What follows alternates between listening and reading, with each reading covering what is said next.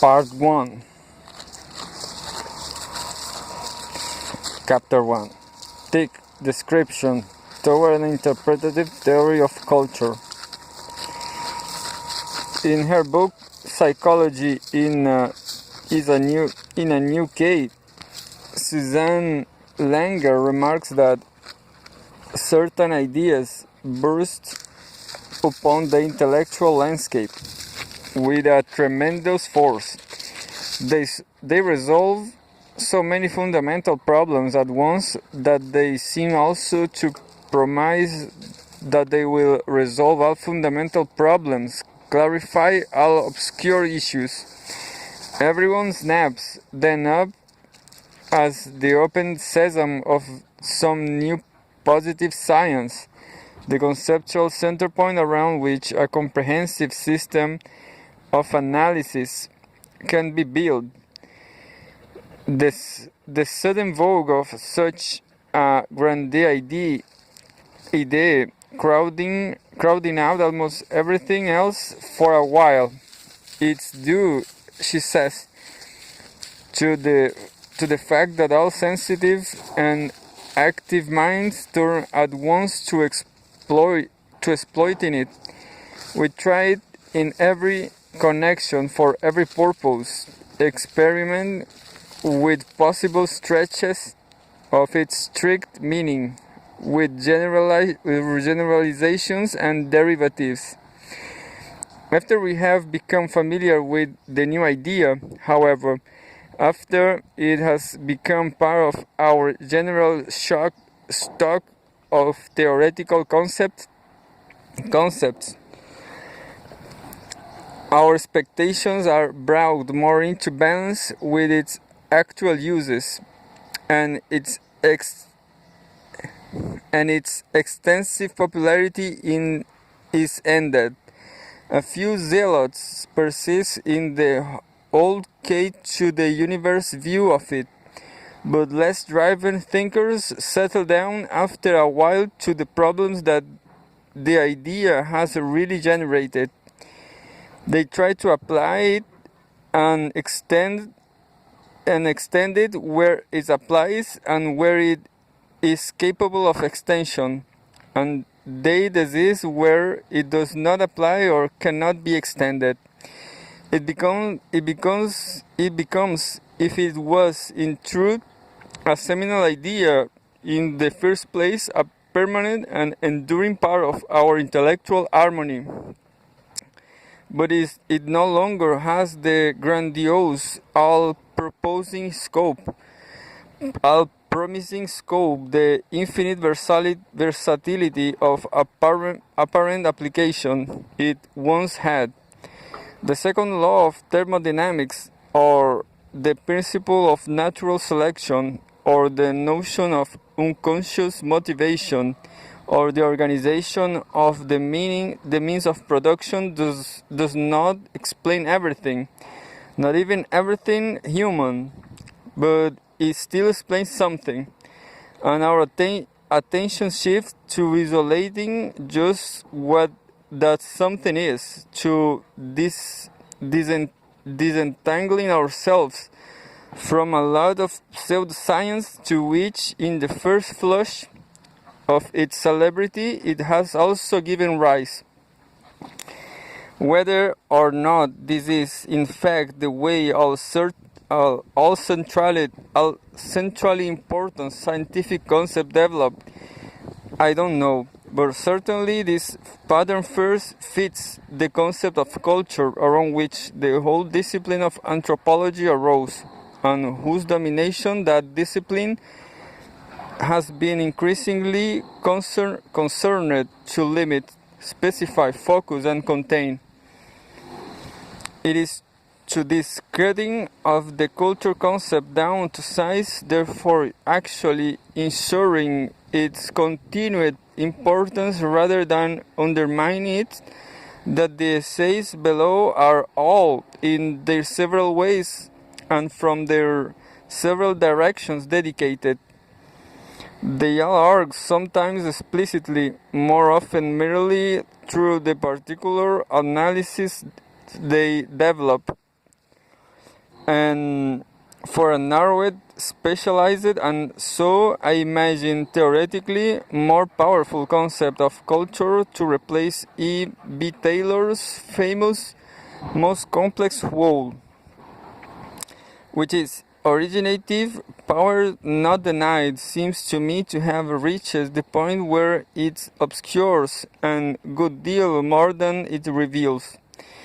The conceptual morass into which the Taylorian kind of pool of few theorizing about culture can lead is evident in what is still one of the better general introductions to anthropology, Clyde Klushkon's Mirror for Men.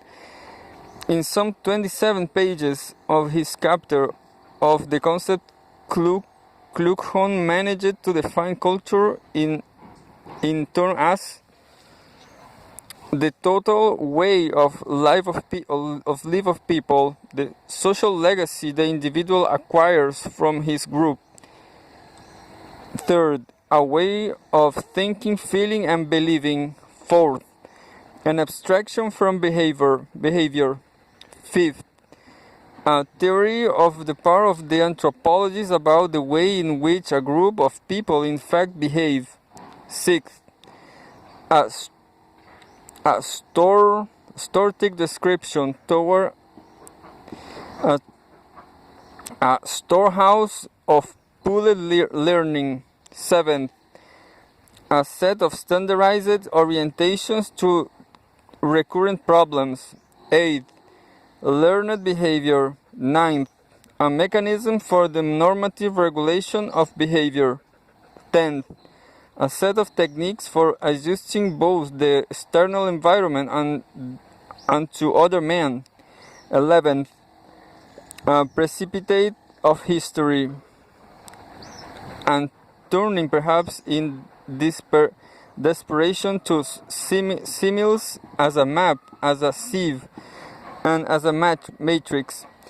In the face of this sort of theoretical diffusion, even a somewhat conscripted and not entirely standard concept of culture, which is at least internally coherent and more important, which has a definable argument to make, is, as to be fair, Klushkon in himself keenly realized an improvement.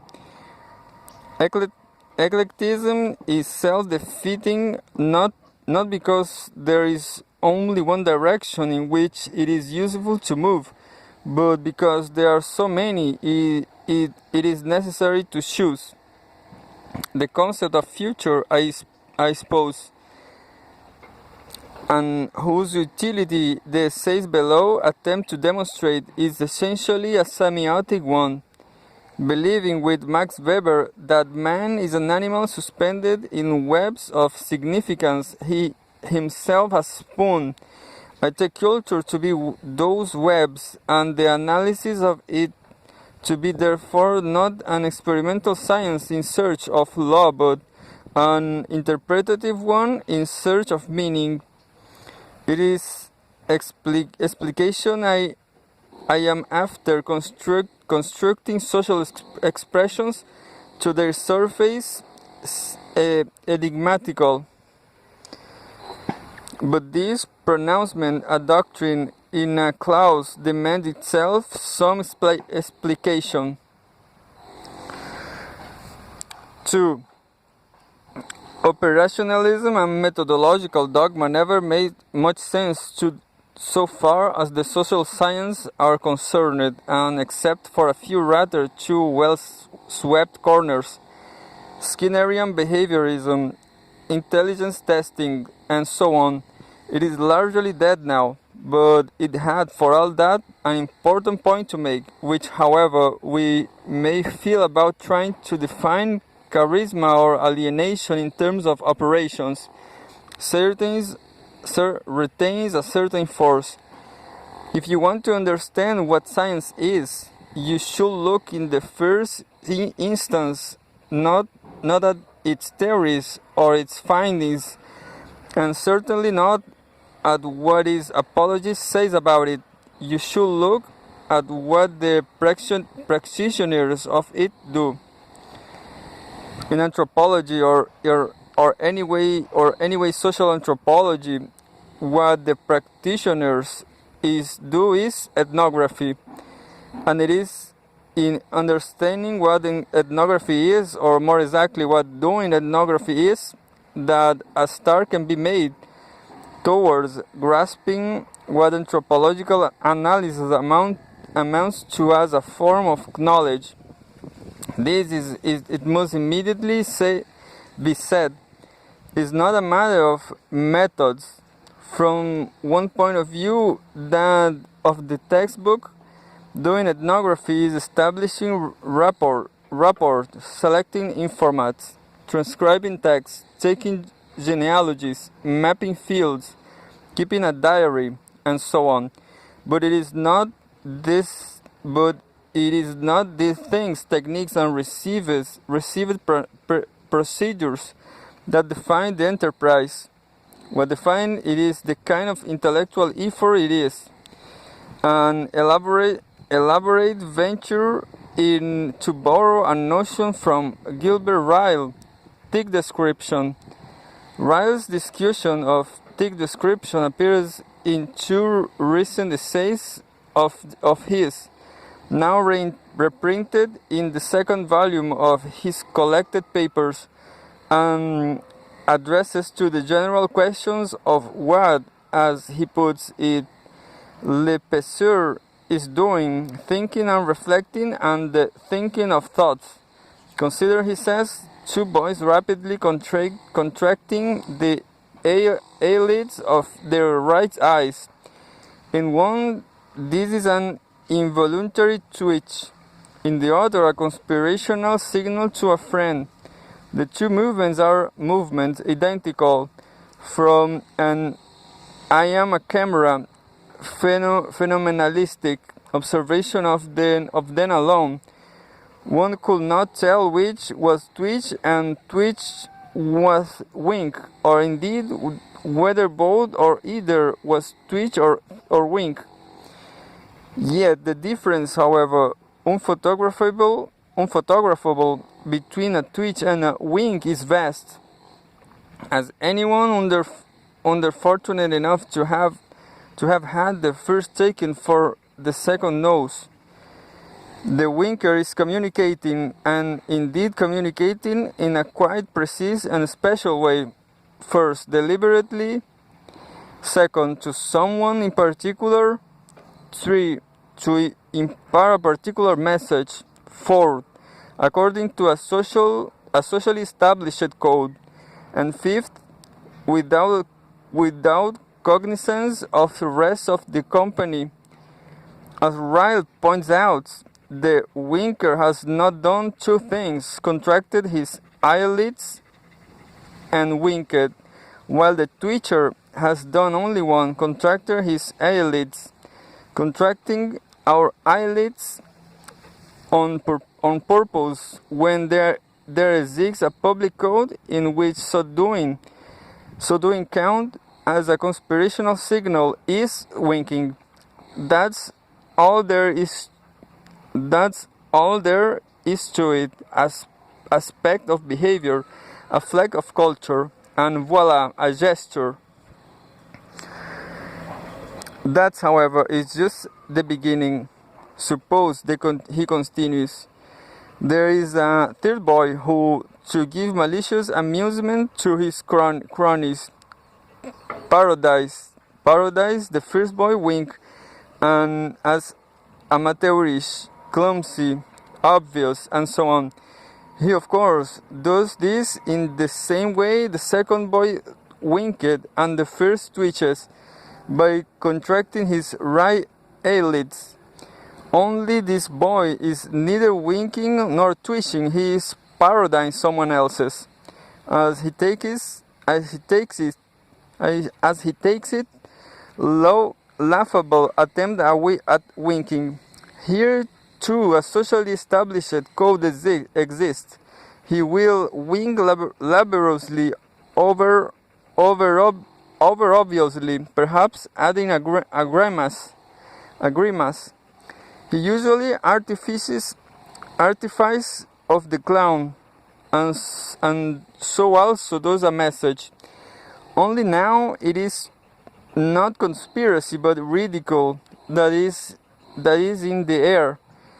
If the other thinks he is actually winking, his whole project misfires a completely thought with somewhat different results, as if they think he is twitching. One can go further, uncertain of his mimicking abilities.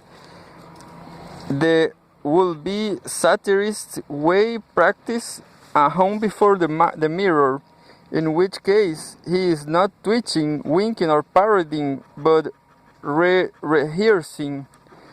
So far as what a camera, a radical behaviorist or believer in protocol sentences will record here as is just rapidly contracting his right eyelids like all the others. Complexities are possible, if not practically without end, and least logically so. The original winker might, for example, actually have been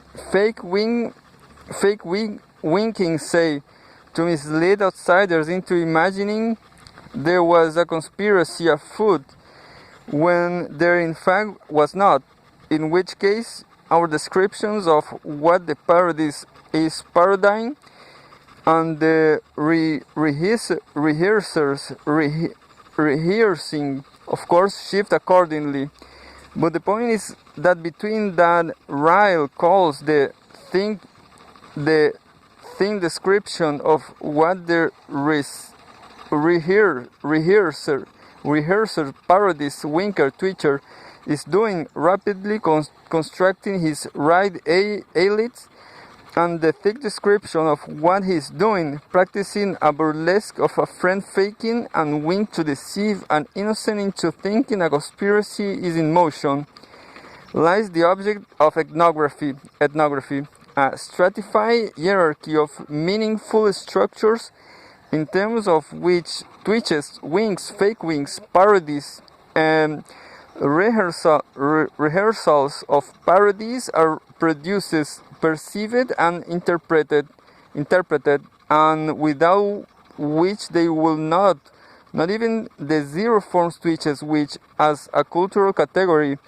are as much non-winks, and winks are not winches. In fact, exist no matter what anyone did or didn't do with the eyelids.